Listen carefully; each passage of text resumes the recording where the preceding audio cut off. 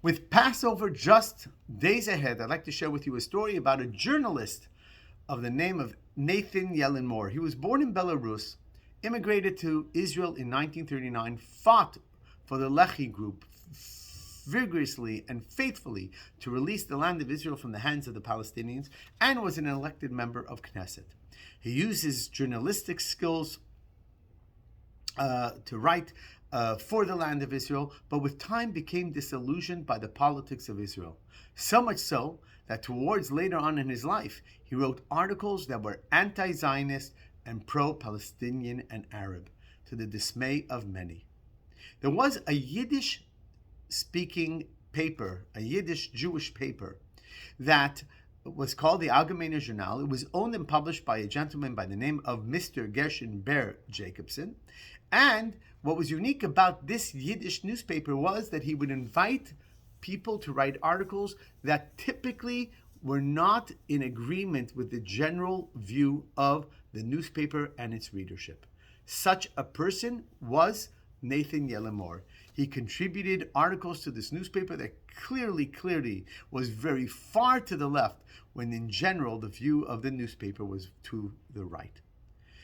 The owner and publisher, Mr. Jacobson, one time suggested to Mr. Nathan Yellen-Moore to come and visit the Rebbe, and he did.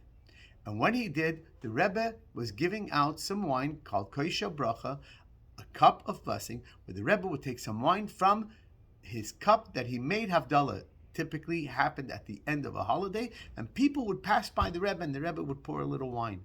When he passed by the Rebbe, he was introduced, and the Rebbe said, "I'm very proud that you are using your God-given talents to the fullest." And that was very impressive to him, because he knew that the Rebbe would never agree to the articles that he was writing. And what even surprised him more, that the Rebbe said, "I do read your articles." And sort of answering the bewilderment of Nathan Yellen-Moore, the Rebbe says, you don't always read everything or only that which you agree with. You can read even things that you don't agree with. But the Rebbe said, again, I'm impressed that you're using your God-given talents, and if you do, ultimately, you will come to use them in the way that will be agreeable to Torah and God as well. And then the Rebbe asked him something that surprised him. What about your own personal observance and engagement in Torah and mitzvot and commandments of God? And he basically tried to distract the Rebbe from that question. It was clear that he was suggesting to the Rebbe, you're going in the wrong direction.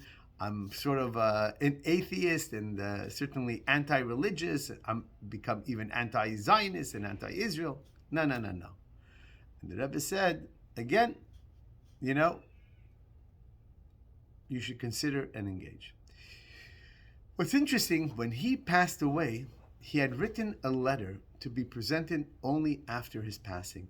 And in that letter, he sort of opens up and says, I imagine that I'm standing before the tribunal judge, before the judge of judges, and I'm probably not going to be judged quite nicely for my opinions, for my writings, and so on and so forth. But if I'll have one merit, it will be the merit that the Rebbe told me I have. And that is, I used my God-given talents. Why am I telling you this story? Because the Rebbe had faith in this Jew. When certainly, I imagine, if you asked any religious observant Jew, they would say, Nathan Yellen-Moore, the damage he's doing. Ugh! The venomous articles, and so on and so forth, the giving food for our enemies. But the Rebbe had faith in him, so much so that it stirred him, that even though he probably considered himself an atheist, he realized that he may be facing this judgment day, where maybe there is a world to come. And at the end of the day, maybe having a merit can make all the difference. You see, we're coming to the holiday of Passover. And Passover, many Jews didn't leave Egypt because they didn't believe. And they didn't believe in themselves, in their ability to be free people. But God believed in us. And Moses believed in us. And those that had just a little bit of faith were able to leave together with Moses and ultimately meet God at Mount Sinai. This Passover, we can accomplish anything you set your hearts to do. And you certainly have to utilize your talents. But the holiday of Passover tells us that God believes in us. All we need to do is believe in ourselves.